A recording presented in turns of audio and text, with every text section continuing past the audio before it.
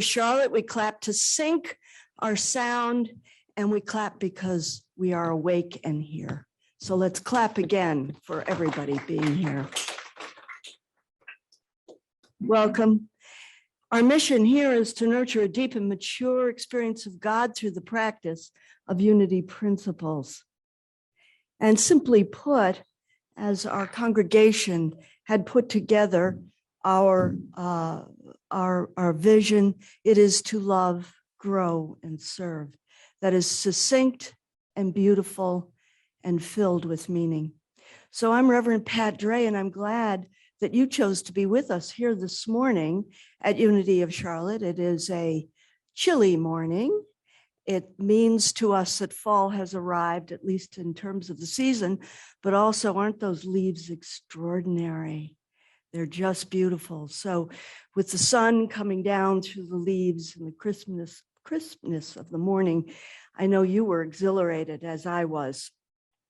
Let's start today by sharing our statement of oneness, and that will lead us into our opening prayer. So let's say together, there is one presence and one power in my life and the universe, God, the good omnipotence. And this morning, our prosperity prayer comes from our daily word. Prosperity fills my life. The current flowing through my home's wiring provides light, but first I must flip on the switch. Divine substance, the building block of creation, is the source from which my prosperity grows. But first I must claim it in consciousness to live a prosperous life. The divine idea of prosperity is unlimited, more than sufficient to meet my every need. And I know true prosperity when I live from the truth. Giving freely and generously helps prosperity at the forefront of my consciousness. I know that the more I give, the more of myself I place into circulation, the more I will experience. As I give of myself, I increase the flow of prosperity in my life and in the world. As he said to him, pay attention to what you hear. The measure of what you give will be the measure of what you get, and still more will be given to you. Mark 4:24. Profound.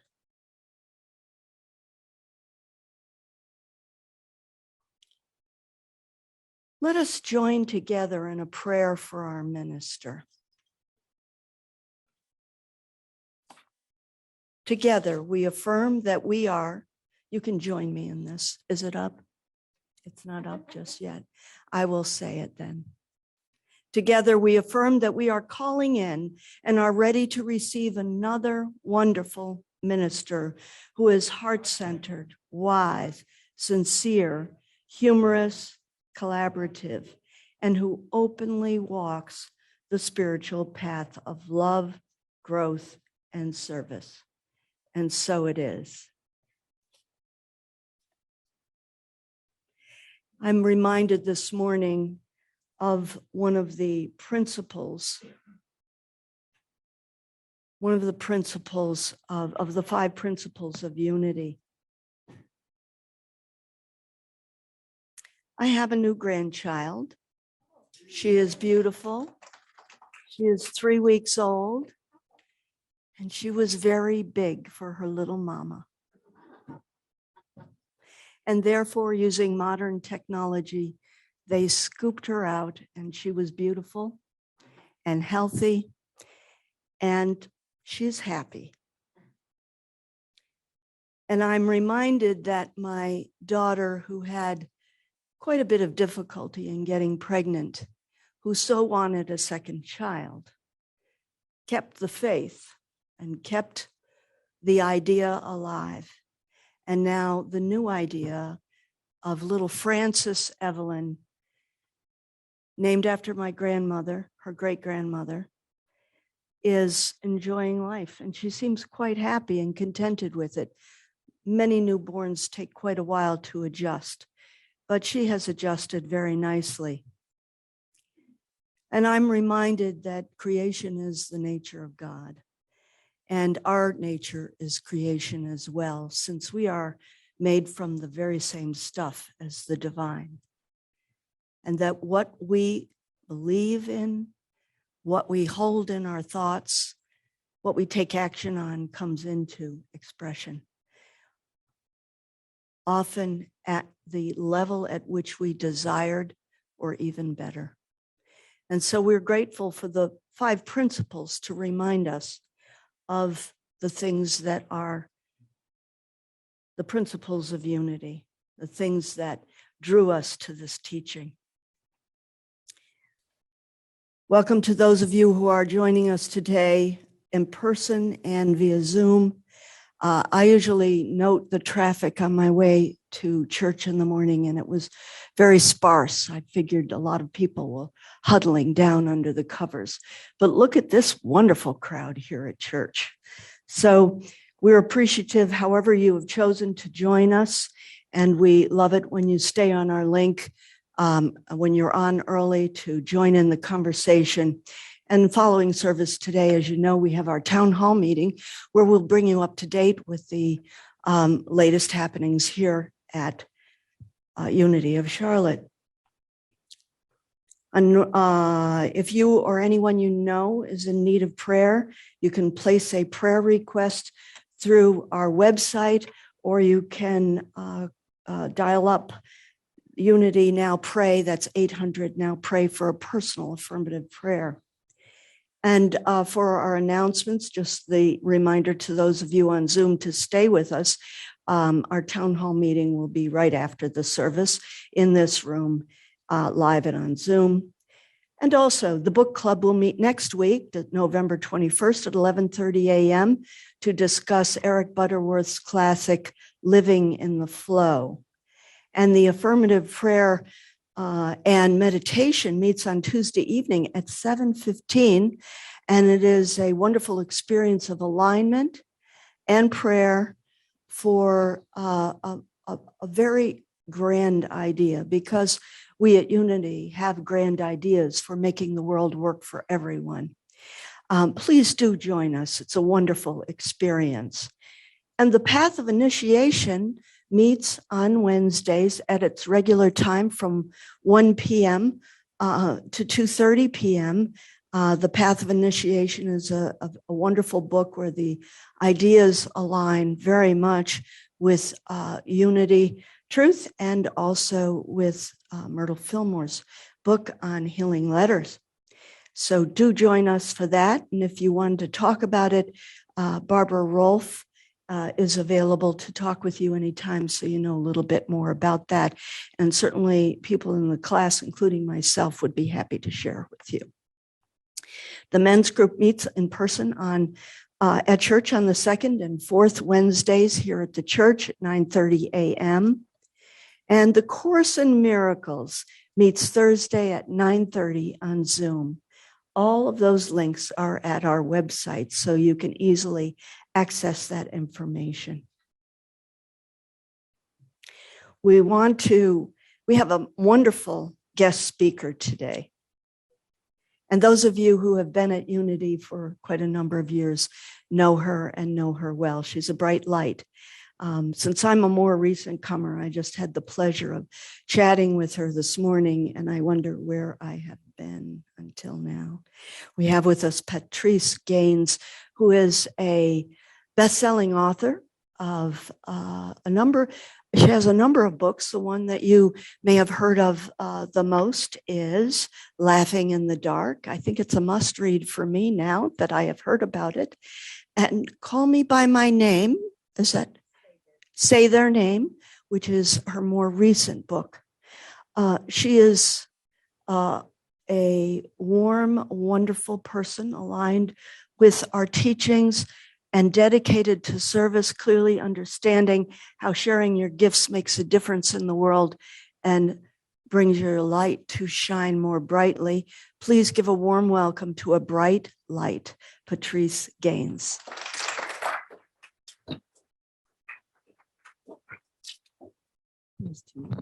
Thank you so much. Good morning. What a pleasure to be back here and to feel this energy and to see some familiar, loving faces. This morning, I want to talk about this journey I call prayer. And I want you to think of it as there is no failure. There's never a prayer that fails, but to consider your own prayer practice. Many of you are familiar with this prayer. Now I lay me down to sleep. I pray the Lord my soul to keep. If I should die before I wake, I pray the Lord my soul to take. Familiar? It's the first prayer that I remember learning, and it may be the first one that you learned. And while I'm thankful that my mother taught me to kneel beside the bed to say this prayer, I have to tell you that the words petrified me. You know, at the age of 3 or 4, when I learned this, I was not okay with dying in my sleep, and I did not want the Lord to sneak up and take my soul. But no one explained to me anything about what the lines meant. So I just said them on rote, and then I was to follow my mother's instructions to have sweet dreams. I was terrified. And if this was what prayer was like, I didn't want any part of it. Prayer terrified me. But my prayer practice has evolved over the years. Life changes made me plead and beg God for help, made me want to know how this all worked, my communication with God and God's response. So I ask you this morning and in the week to come to consider your own prayer journey. I was thinking as I wrote this that I'm not sure it matters always what the words we use, because I think that God is more in tune to our essence and our soul. So at times in my early 20s, particularly, I gave up praying. I didn't utter at all what you might call a prayer. Then I began to have these mystical experiences, and I became interested in metaphysics, and I paid more attention to what I prayed for. There came a time, in fact, in which I believe I paid too much attention to the rules and words of prayer, to the point that I was afraid to pray. What if I said the wrong words? What if I pleaded and God saw that I had no faith in receiving what I was asking for? What if I was doing it all wrong? My early arthritis meant no more kneeling at the bedside. Did this mean that my prayers would be tossed aside as insincere? Now, saying all this out loud today may sound a little stupid, but it was true. In fact, more recently, up until about 4 years ago, I did not pray out loud or lead people in prayer because I thought my prayers were ugly, unimaginative, just plain dumb. Other people's prayers were poetic, rhythmic, even lush. Their prayers must please God immensely, I thought, because they pleased me. But then I decided to just go for it, to step out on faith.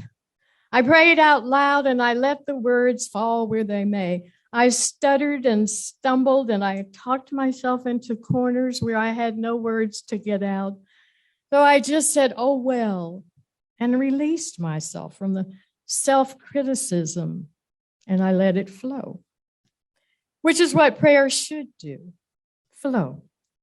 Whether slowly or fast in twists or turns, it really doesn't matter. I am on a prayer journey called human life, and it isn't over yet. I expect my prayers and my ways of praying and what I believe about my prayers will evolve and change as the days pass. I will pray next year differently than I pray today. And I have discovered this is a part of the beauty of prayer. Now, I define prayer as words that open up my communication with the highest, purest form of energy that exists, which I call God. This definition doesn't mention asking for what I want, though for years it did. Then my prayers expanded beyond what I wanted. So let me give you some background. In 1994, as my mother was transitioning, my then 26-year-old daughter asked me, "What do I pray for?" I was startled by her question. I was startled that she would even ask the question when most of the people in my family were desperately praying for Mother to get well. And later, I would think her question was a sign that maybe I did something right and good in raising her. But at that moment, I had to come up with an answer, and honestly, I was stunned into silence by the question. Finally, I said something like, "Pray for her comfort and peace, for an easy transition, and that we can accept God's will." Was that a good or right answer? I have no idea, but I didn't think there was any need to plead or that pleading would do any good. I also knew that we had limited vision as humans, and I questioned all that I had been taught about death being an end. I also felt that to keep Mother in the state in which she was in would be selfish. That's all I knew, and it was enough to satisfy my daughter. So fast forward to this year, and two prayer experiences stand out in my mind. I was praying for a young woman whose basic routine surgery went terribly wrong, leaving her on a ventilator with a heart that was not beating properly. I prayed for her healing. But in opening up this communication channel to God or Spirit, I heard a whisper say, "Pray for her heart that she feels with, not the physical heart." I took this to mean that she needed healing of the heart that allows you to give and receive love in this world, the heart that allows you to feel freedom and emotions and to truly live. I was surprised to hear this. I thought that this young woman was very loving, though I have to admit I didn't know her well. So I prayed, "God, heal her heart. Let her feel and receive love." And I went on and on with a list of emotions and feelings that one can experience when their heart is healed. Well, the young woman passed away. I was going to keep my experience a secret until I felt that one of her relatives, who was a friend of mine, was able to hear it. Maybe months or years from now, I figured. But the next day or so, in a conversation with this male relative, the man told me that he hoped that this woman could finally rest in peace, that she had lived a tortured life because she had always had a difficult time accepting love, that she had no love for herself, and that she was angry and fearful all her life. Suddenly, what I heard in prayer made sense. By offering sacred words to open the channel of communication to God, I was told how to shift my prayer.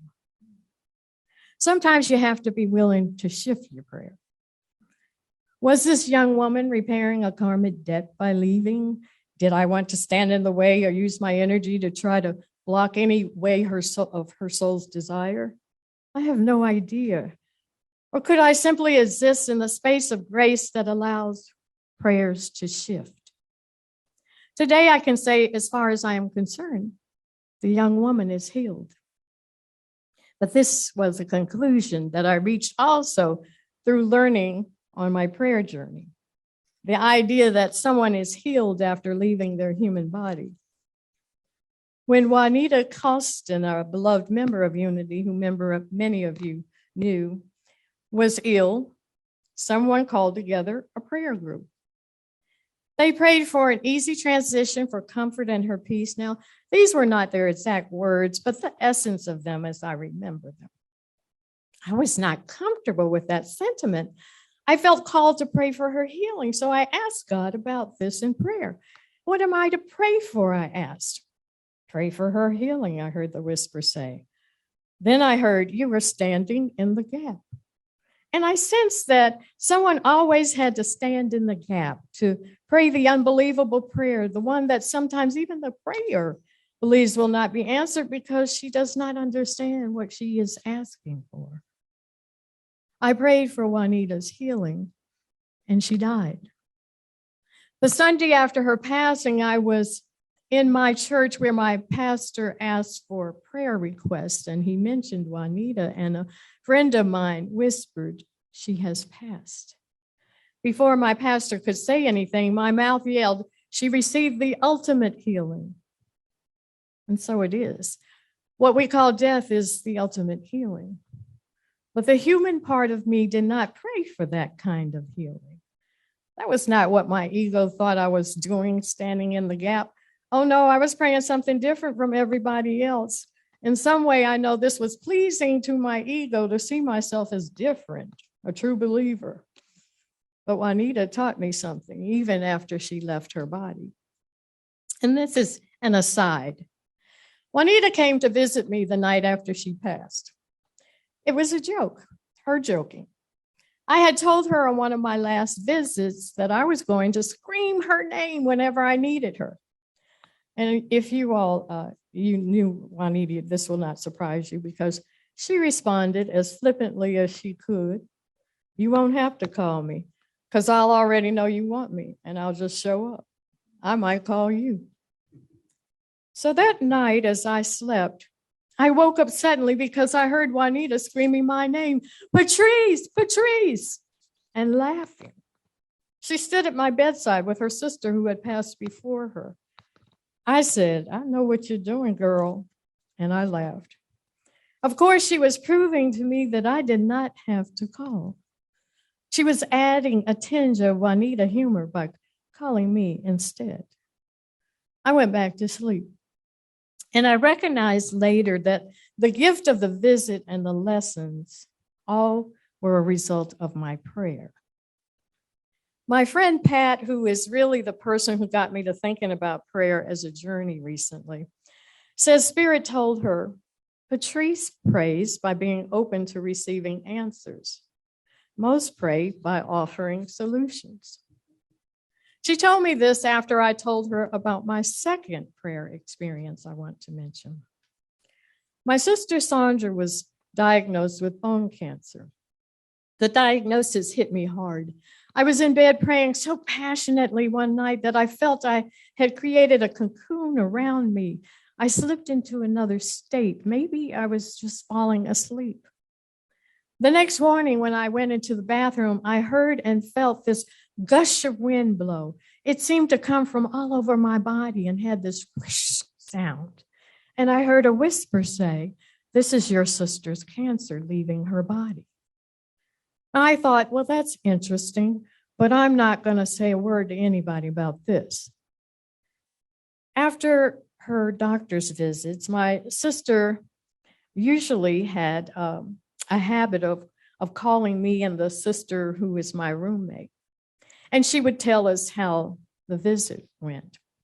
So after her next visit, which was a couple of weeks after I heard the whoosh in the bathroom, she called and in a very excited voice announced that the doctor had said her cancer was in remission and that henceforth she did not have to go as often for her infusion treatments.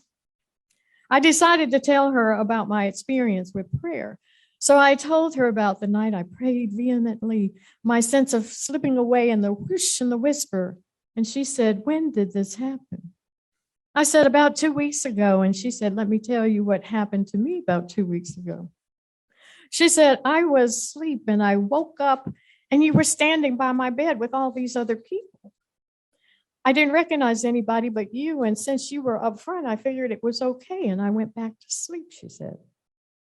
I was astounded because in my prayers, I called for help.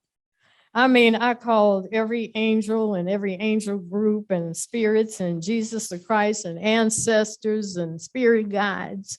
I can't even repeat the list because it was in the moment sincere calling. And my sister said, "Well, I think they all showed up." Only later, when I hung up, did I remember that a couple of years earlier, a spiritual teacher of mine had told me that sometimes at night, when I was supposed to be asleep, I would leave my body to do healings. I must have given him a look because he knew what I was thinking and immediately said, "Oh, don't worry. You won't even know you've left." Yes, I wanted to know if I had left my body, if I could get back, because remember, I grew up here and now I lay me down to sleep. This time, though, my prayer for my sister reminded me of what my teacher had said, but it also affirmed for me that we are not limited by time and space, that our prayers open up portals of time, freeing us from the limitations of our human experience. When my friend Pat, who, by the way, has a memoir called Earth is the Mother of All Drama Queens, first heard this story, she said something like, "You know, your prayers didn't heal your sister." And it was a remark that set me on this quest regarding my prayer journey. If my prayers can't heal my sister, what did my prayers do? I do believe in this case that my prayers allowed me to share this healing energy, to go beyond time and space. In other words, I think my prayers played a part. But I no longer feel the urge to absolutely know how my prayers assist or do or don't. I am satisfied to be open to allow the prayer to tell me what it wants me to know. Because I have learned that prayers can do so much more than I ask for them to do with my limited knowledge. Again, my friend Pat says the human ego wants to control everything. One way is through prayer. If you want something to happen, just pray. To me, we must always consider that our prayers are based upon our limited view as humans. I heard a young actress recently who was deaf talk about deaf gain, Gain. I had never heard this phrase before, and it caught my ear, you might say. The actress, Lauren Ridloff, is a deaf superhero in the new Marvel movie, The Eternals. She explained that during the filming, there was a scene in which there would be an explosion and a guy came around with earplugs, passing them out so that the actors could protect their ears. But when he got to Ridloff, she explained she had no need for them. And she called that a deaf gain. I discovered after a little research that the term had been around for some 16 years and grew out of a query by a British actor who became deaf later in life. And he questioned why doctors spoke of a hearing lost instead of a deafening gain. This questioning led to the phrase deaf gain, leading to the understanding that, according to the article I read, deafness grants an entree into a language, a culture, and a way of life that is not only unique, it is valuable. Why do I bring this up? Because I can imagine being a young parent who is told that their child is deaf and praying that God would heal my child of deafness. It would be a prayer rising from love, but also from my limited human vision. Sam, who is the pastor of Allison Creek Presbyterian Church, where I am a member, told me that his prayer journey shifted when he was tasked with walking the family dog in the morning. He said prayer was a part of his morning ritual, but now he prayed as he walked. He said, "I was never someone who enjoyed walking, but now instead of praying and get started with his day, his morning walks with prayers have become a time for reflection and contemplation. This is where things are revealed to me through random ways," he says, and he considers that relationship building with God. My experience is even when I'm not open, God's grace can still be revealed to me, though it's certainly easier when I am open for it, he said. And he cautions, we should ask, am I truly listening, or am I only listening to God to reinforce what I already believe? In other words, Sam says, are we open to praying what God yearns for us to pray for? Which returns me to what I've learned on this journey called prayer. Sometimes in the middle of a prayer, our vision is enhanced and what we think we desire fades away and gives way to what God knows is truly needed. This week, as I prepared these words, I received my daily email from the Franciscans that say that our very breath can be prayer. The message said, when the deep breath is engaged as a symbol of our intention to reground in the stillness and presence of God, it becomes a practice of prayer. And so if you will join me as I end this, instead of saying amen or so it is, I asked you put a prayer in your heart and let's take a deep breath and blow your prayer out into the world. Thank you.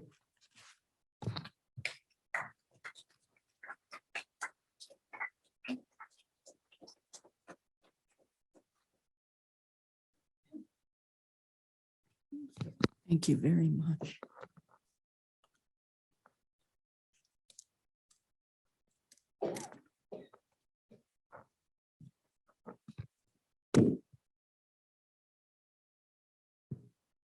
I wasn't ready for that to end. I'm sorry. So it's hard for me to get back to running the business of the rest of the service because that was so beautiful and so profound. And I am so appreciative, Patrice, of you sharing your story and being so open and allowing yourself to tell us the truth of your experience and the courage that it takes to do that. But I was profoundly moved by the shifting of prayer, the Juanita humor story, and your sister's healing. And I had to keep sitting upright because the experience I was having listening to that, I was physically leaning in all the time. You drew me into the story. So I'm so appreciative of all that you have shared. Thank you.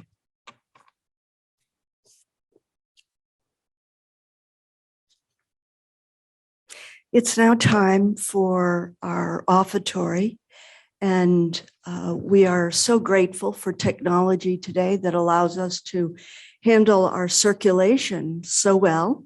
And you're all familiar with doing that with Amazon. And most of you are familiar with doing it with Unity of Charlotte.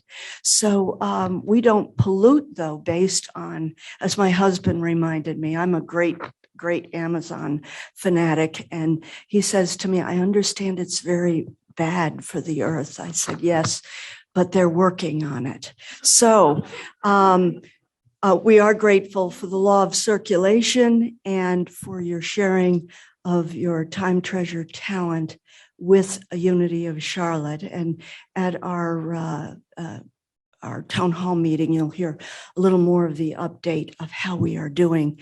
We thank you for your gifts. You can mail a check to us. If you like doing it the old way, you can give at service and hold your gift to your heart, or you can go online. They're all available to you. And so I invite you right now to hold whatever it is that you're planning and put into the law of circulation to your heart right now, and join me in our blessing. Joyously, I give this gift, knowing that the divine presence blesses and multiplies all that I am, all that I have, all that I give, and all that I receive. Thank you, God. The light of God surrounds us. The love of God enfolds us. The power of God protects us. The presence of God watches over us. Wherever we are, God is, and all is well.